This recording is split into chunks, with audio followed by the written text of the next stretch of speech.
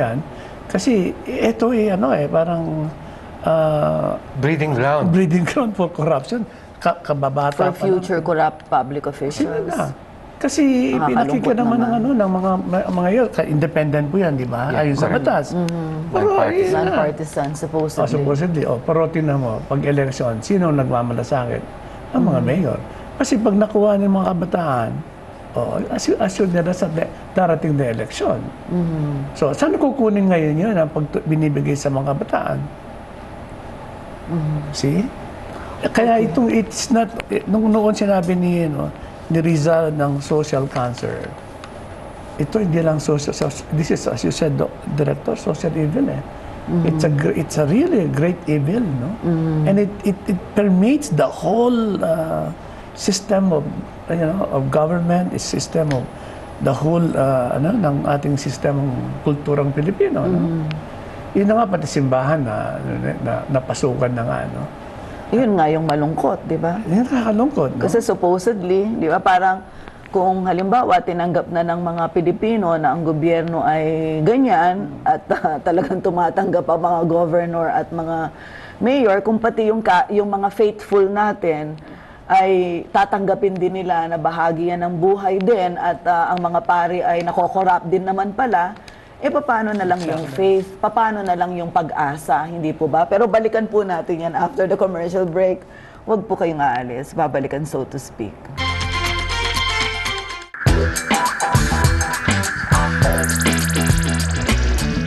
Dapat yung ugat, halimbawa sa puno, yung ugat ang putulin mo, hindi yung sanga.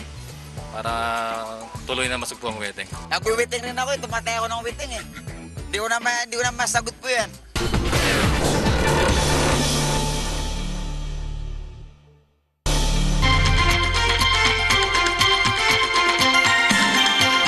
Nagbabalik po ang so to speak at pinag-uusapan pa rin natin ang wedding.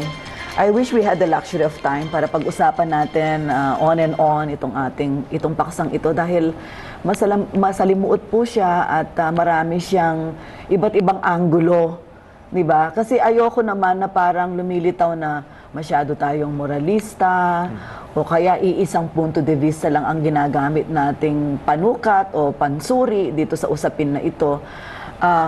Ngunit siguro para bago tayo magtapos, meron tayong narrating. Ano exactly yung dapat na gawin ng gobyerno? Paano ipatutupad ang batas upang nang sa ganon, itong buong evil na ito ay tuluyan ng mawala?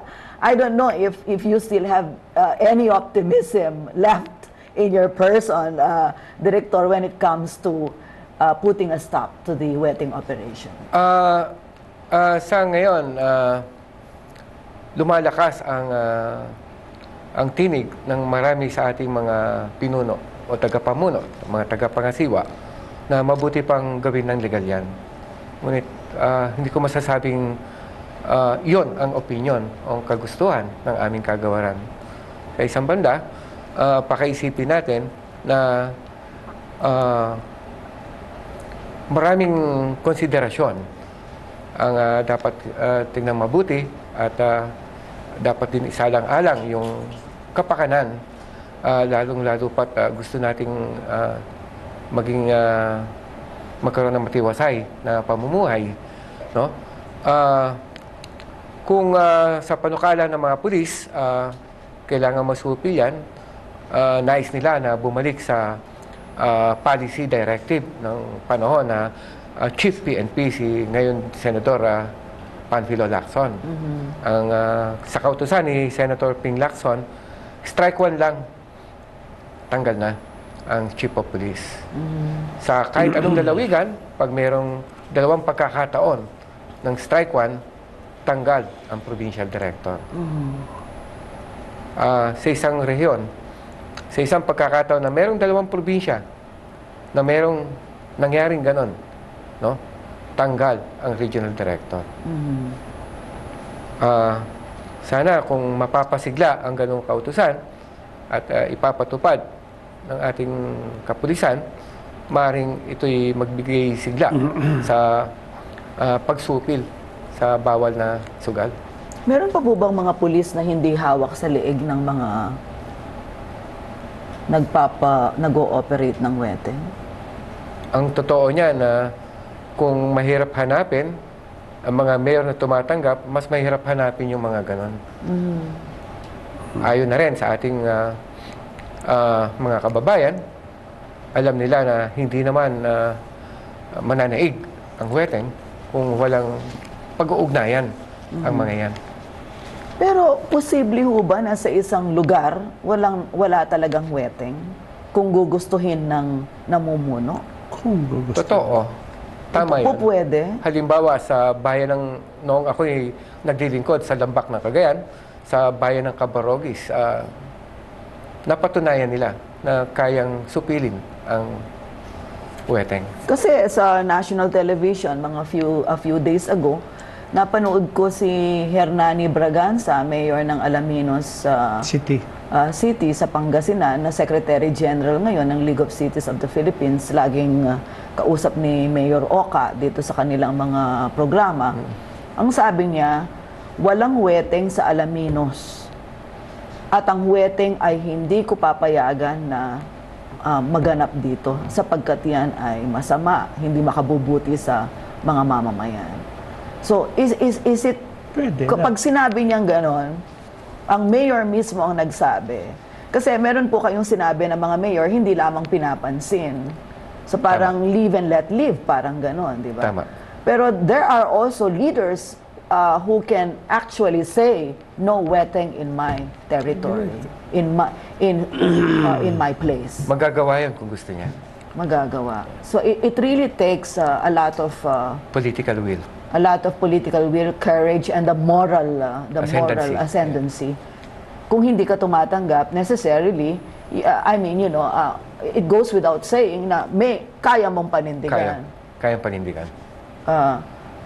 Kaya nyo bang magbigay ng estimate ng what is the percentage of our local chief executives ang ganon, ang may political will, ang may courage, ang may moral ascendancy? Sa kasalukuyan, wala pa tayong ginagawang Estimate. pagbibilang, ano? Ngunit natatanda ko nung panahon na paninilibihan ng dating kalihim, nasirang kalihim, Jaime N. Ferrer, ginawa niya yan. Inatasan niya ang mga field officers ng DILG upang alamin yan sa bayan-bayan. Hindi ko lang tukoy kung ano ang naging findings sapagkat nung mga panahon na yan, diretso ang pag-uulat ng mga regional director sa kanya mismo. At hindi niya pinahayag na sa media. Anyway, sumayan na rin ako dun sa sinabi nyo na meron at posible na meron talaga Kayang gawin. Nagawa na yan. Nagawa na noon. Kung merong paninindigan. Father Resty, kayo medyo, pagdating sa mga nyo sa gobyerno, parang hindi kayo masyadong nagbibigay na ng pag-asa. I mean, correct me if I'm wrong, parang ang reading ko, medyo mahirap dahil damage culture, kumbaga, tinanggap na, bahagi na ng buhay, ganyan. With President Noynoy Aquino, na categorically sinabi na niya mula nung campaign hanggang ngayon, ipatutupad natin ang batas, wala tayong sisinuhin, kailangan matuwid na landas. At do you believe na Noynoy cannot be corrupted? Well, personally, ako naman ang tanong mo kanina, meron pa bang pag-asa? Ako ba'y umaasa pa? Well, wala akong karapatan maging pare at manatiling pare kung di ako umaasa. Meron nga kasabihan sa Latin, no? Dum spiro spero. As long as I live, I hope. Okay. Yan ibig sabihin, no? So ako, sa panahon ng bagong administrasyon ni Noynoy Aquino, ako'y malaki pag-asa sapagkat lang kanyang unang pagkatao niya, ang kanyang legacy ng mga magulang niya, at parang iyon ang nakikita kong maaari niyang ipatupad at